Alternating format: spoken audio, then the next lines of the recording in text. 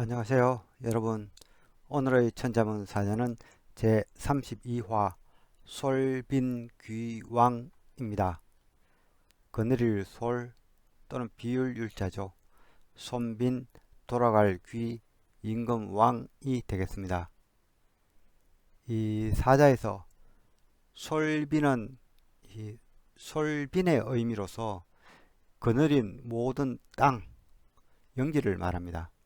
따라서 앞선 사자 하이 일체와 함께 솔빈귀왕을 해석하자면은 가까운 중원의 백성부터 먼 변방의 오랑캐까지 한 몸이 되어 이 거느린 모든 땅에서 왕에게 귀한다가 되겠습니다. 이 솔빈이라는 말은 시경 소화편 북산이라는 시에서 처음 등장합니다. 해당 구절은 이러합니다. 보천지하 막비왕토, 넓은 하늘 아래 이 왕의 땅이 아닌 곳은 없고, 솔토지빈 막비왕신, 거느린 땅 이따은 곳마다 왕의 신하가 아닌 자가 없는데, 대부불균 아종사 독현, 이 대부들이 공평치 않으니 내가 일을 맡아 홀로 애를 쓰는구나. 이 문장에서 이 빈자는 물가빈이죠. 물가빈인데 잇닿다, 이어지다는 뜻이 있어서 솔토지빈 또는 이 솔빈이라고 하면은 이 이어져 있는 모든 영토를 의미합니다. 그리고 이 어질현은 힘쓰다, 지치다는 뜻이 있습니다. 이 북산이라는 시는 서조의 마지막 유황 때 국가 노역이 공평치 못해 어떤 이는 노는데 자신은 부모 봉양도 못하고 노역에 시달린다며 이 하소연하는 내용을 담은 시가 되겠습니다. 그럼 글자에 대해 살펴보도록 하겠습니다. 먼저 거느릴 소를 설명드리겠습니다. 이 자는 금을형과 물숫자의 합자로 만들어진 자형입니다. 물숫자는 굽이쳐 흐르는 물줄기를 그린 자형입니다. 물숫자의 의미는 물, 강물, 홍수, 수성, 목을 축이다 등이며 흐르다는 속뜻이 있습니다. 금을혀는 이 활의 시줄을 그린 자형입니다. 옛날 시줄은 줄의 탄성과 습기를 막기 위해 옷진액과 송진을 발라 그 성능과 수명을 늘렸는데요. 이 때문에 시줄은 짙은 검붉은색을 띄었습니다. 그래서 짙은 검은색을 나타내는 자형으로 이 현자를 사용하게 됩니다. 검을현의 이 각골과 검문 자형은 실사자와 사실 똑같습니다. 둘 다 줄과 실을 그린 것이라 이 동일 개념으로 거의 사용되다시피 했는데요. 소전에서는 이 갈라진 세사가 이 위를 향한 것이 이 검을현이고 아래로 향한 것이 실사자로 구분이 되었습니다. 이 검을현이 뜻하는 바는 검다, 검붉다, 검은빛이며 이 검은빛은 시면의 물속 아득한 밤하늘을 뜻하기도 합니다. 그래서 추가되는 의미가 심오하다, 오묘하다, 깊다, 고요하다, 아득하다, 짙다, 아득하다, 북쪽 하늘, 태고 등이 되겠습니다. 거느릴 소는 이 줄을 당기다 또는 혹은 이 줄지어 일렬로 이 진행하다는 의미를 나타내는 자입니다. 그래서 각골에서는 이 줄을 뜻하는 이 실사자 혹은 이 검을현과 이 흐르다 또 진행하다는 의미가 있는 이 물숫자의 조합으로 표현이 되었습니다. 이후 이 흐르다는 의미는 이 물이 아닌 땅에서도 이렇게 줄지어 가다는 의미로 표시하기 위해서 이 물숫자가 아닌 이 오가는 길을 뜻하는 이 거리형을 이렇게 물숫자 대신에 들어가게 됩니다. 이러한 표현은 건문에서도 동일합니다. 이자에서는 물숫자가 들어간 데 비해서 이자에는 이 거리 형자가 들어가 있죠. 그런데 소전에서는 이 줄을 실사자 혹은 이 금을현으로 표현하는 것이 아니라 이 실사자와 이 금을현을 이렇게 합성한 형태로 표현하면서 오늘날의 자형으로 따듬어졌습니다. 이 거리형이 없는 이 형태가 오늘날 주로 사용되고 있는 이 거느릴 솔자이고, 거리형이 이렇게 덧붙여진 이 거느릴 솔자 또 아직 남아있긴 하지만은 거의 서이진 않습니다. 이 자형의 처음 뜻은 일렬로 가다 혹은 당기는 동아줄을 뜻하였습니다. 그리고 이는 연이어 따라가다는 의미로 발전하여 따라가다, 따르다, 경솔하다, 생각 없다, 꾸밈 없다, 순종하다는 뜻으로 파생되었으며, 그리고 당기다는 의미는 이끌다, 거느리다, 앞장서다, 직언하다, 대범하다, 거칠다 등으로 의미가 파생됩니다. 그리고 다시 이끌다는 의미는 이 우두머리, 장수 등으로 뜻이 변질되었으며, 그럴 때는 우두머리 수로 읽기도 합니다.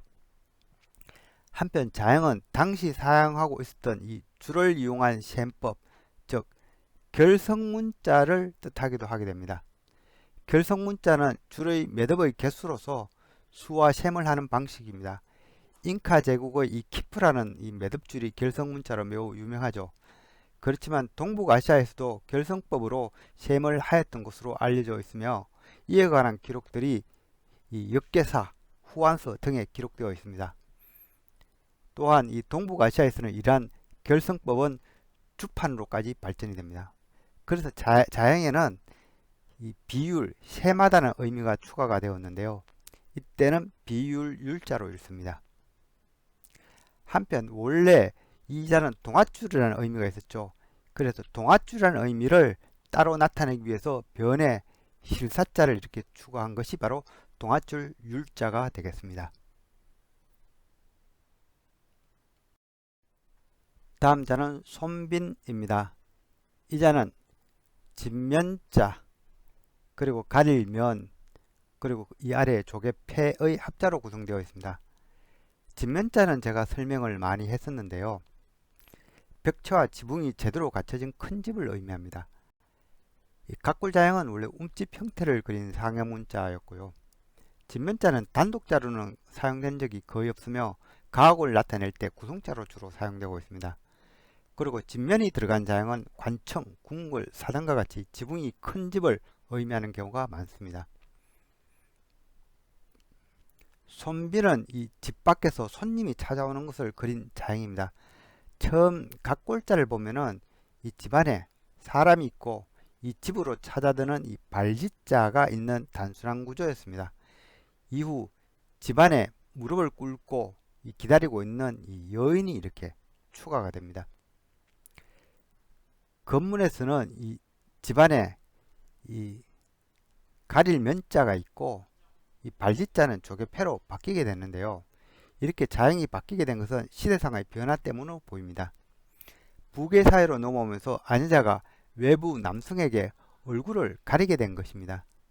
그리고 조개패는 손님이 들고 오는 선물을 의미합니다. 자형은 집 밖에서 손님이 온다는 풀이에서 손님을 맞이하다는 의미로 사용되었습니다. 오늘 손빈이 뜻하는 말은 손님, 사이, 대접하다, 격지살이하다 등이 되겠습니다.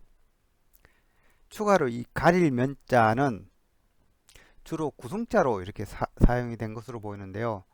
이 사람인의 이 머리 부분을 가렸다는 의미로 수평획이 사람 인자 머리 부분에 이렇게 추가되어 있는 형태가 되겠습니다. 그래서 그 의미도 사람 얼굴을 가린 모습, 보이지 않다 등의 의미를 갖고 있습니다.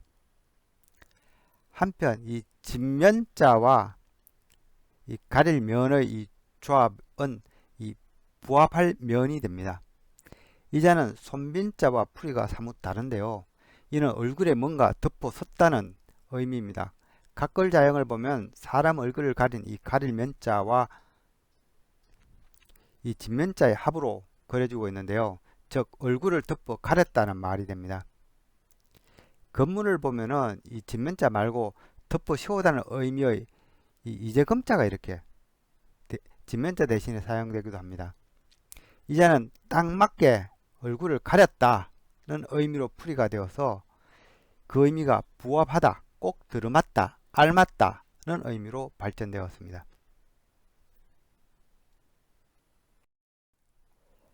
다음 자는 돌아갈 귀입니다. 이 자는 사을 태와 비추자의 합자로 이루어져 있습니다. 사을 태는 샀다, 많다는 의미를 가진 자형입니다. 각골자형을 보면은 흙더미를 뜻하는 이 흙토자 두 개가 이렇게 쌓인 형태입니다. 그래서 자형의 처음 의미는 샀다, 많다였습니다. 이후 이자는 주로 구동자로만 사용되어 무언가가 많다는 의미를 부여하게 됩니다. 사실 이자는 언덕부와도 많이 닮아 있는데요. 언덕부는 흙이 더 많이 있어서 이 사인 형태가 이 세 개로 그려졌습니다. 사흘태가 뜻하는 바는 샀다, 흙무더기가 되겠습니다.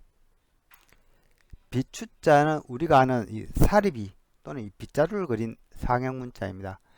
각골이나 건문은 이 쥐는 손잡이가 이렇게 아래로 향해 있고 이 쓸어내는 이 살들은 위로 향해 있습니다. 이 중간 이 수평액은 여러 가지 이 가지들을 묶었다는 의미입니다.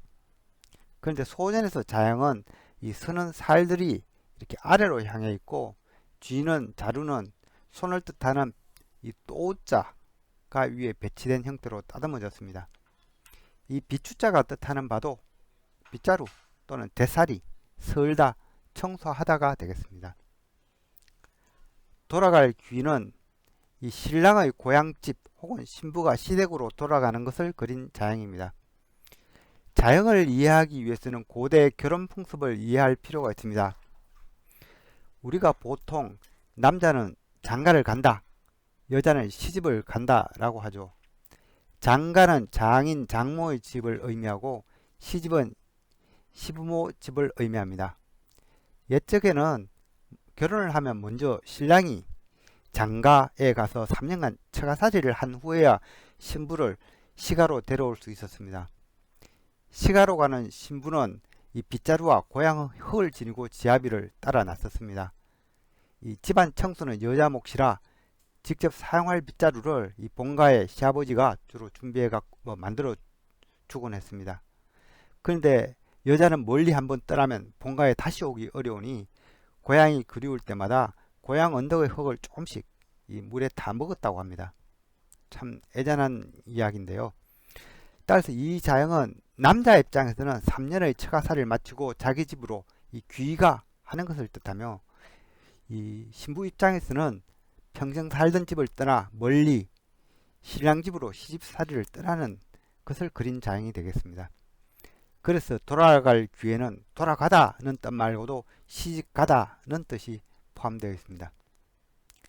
각골자형은 흙더미를 뜻하는 이 사흘태 그리고 비추자의 합자로 구성되어 있습니다. 건문에서는 먼 길을 가다는 의미를 전달하기 위해서 이 쉬엄쉬엄 갈차기 아래 이렇게 추가가 되어 있습니다. 갈착자는 그대로 이렇게 소전으로 전해져 발짓자로 간략하게 표현되어서 오늘날 자형이 만들어지게 됩니다. 돌아갈 귀가 뜻하는 바는 돌아가다, 돌아오다, 돌려보내다, 마치다, 끝내다, 의탁하다, 맞다, 적합하다, 합치다, 선물하다, 시집가다, 부끄러워하다 등이 되겠습니다. 참고로 이 며느리 부자가 있죠. 이 여기도 여인이 빗자루를 들고 있는 것을 그린 자형이 되겠습니다. 이 며느리 부의 의미는 며느리, 지음이, 아내가 되죠.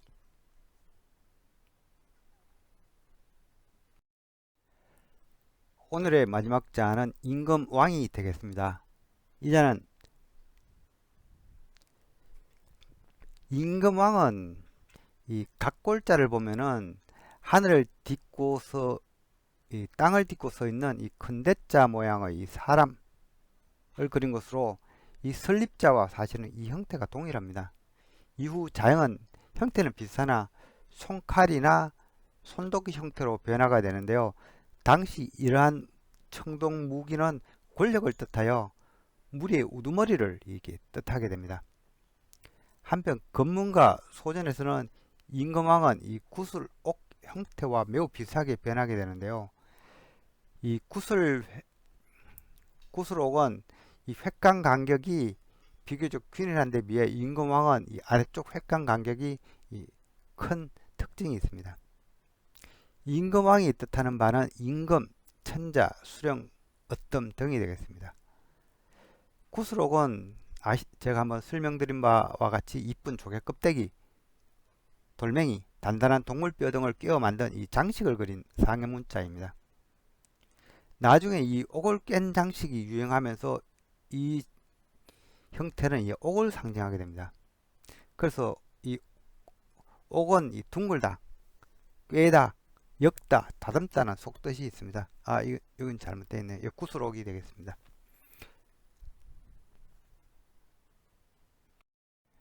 이상으로 오늘의 천자문사자 솔빈귀왕, 즉 거느린 모든 땅의 백성들이 왕에게 귀의한다는 사자성어를 마치도록 하겠습니다. 그럼 귀왕이라는 말은 이렇게 보면은 이 시경에 떠오르는 이 시가 있습니다. 그 시를 소개해 드릴까 합니다. 이 사모라는 시인데요. 사모는 이 네필의 순말이 끄는 수레를 말합니다.